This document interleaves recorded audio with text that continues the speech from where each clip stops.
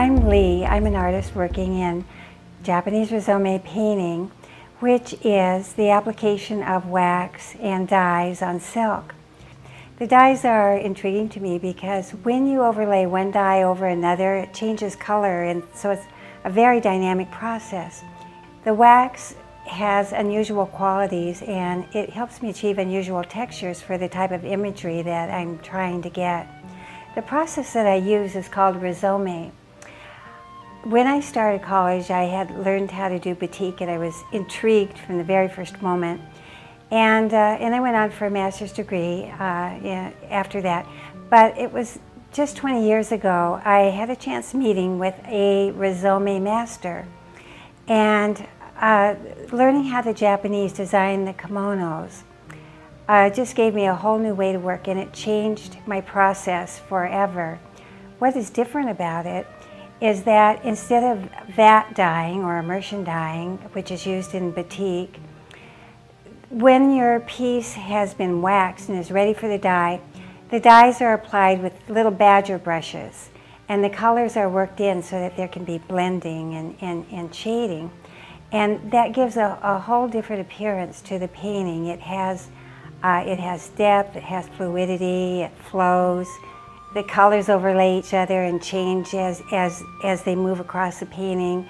And batik would be very hard edge, and all the waxes, all the edges would be hard edge. So the Japanese would use various tools to apply their wax that are different from the norm. They use these little brushes that are not sumi brushes because they are wired inside. A sumi brush would fall apart in a waxing or two because they're glued. They use a brush with most of the bristles cut out of it, so that when the wax is brushed on the fabric, you will get a very feathery look to the image. So it just captured my imagination, and it's the way I like to work. My imagery stems largely from my environment. I love nature. I love the Everglades. Since moving here, it's such a different environment than where I grew up in Montana, and the flora and the fauna are so exotic here and so intriguing that it's wonderful imagery for paintings.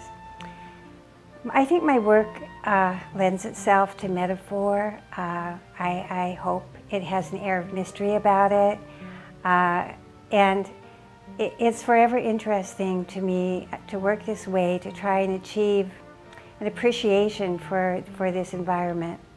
I've enjoyed working so much with the dyes that I've expanded into doing wearable art, and I've lately been offering classes to small groups of students as well.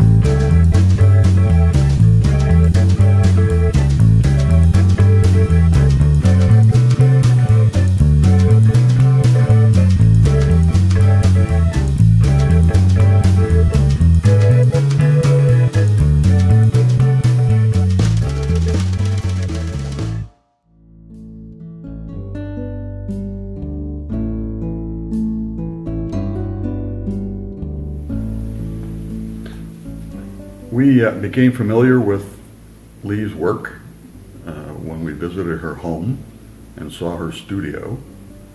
We have a bit of a background in Asian art because we lived in Asia for 8 years, specifically in Japan for almost 3. So we know Japanese artwork.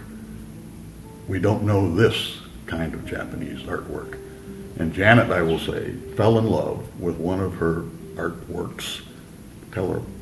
I did. As I said, we're very familiar with Asian art, but the Japanese paint on a far thicker piece of silk. I've never seen anyone use the fine, thin silk that she uses, which flows so beautifully. It's very elegant. And I really believe that was the most stunningly beautiful interpretation of a bird in flight that I've ever seen. So I was passionate about it and just really wanted to have it in our home. And it works beautifully with our oriental features in our dining room, which is where the piece is hanging. And unlike the woodblock prints that I have in my office, which are a different form of Japanese art, Leigh's work just, it evokes emotion. It's not this sort of, what you see is what you get with woodblock print art. Hers, you can use your imagination to think about what that's all about. And that's totally different than anything I was ever exposed to in Japan. What I'm wearing at the moment is a piece that she produced of clothing to capture all of the elements of her Everglades series. And I just think it's one of the most beautiful things I've ever seen.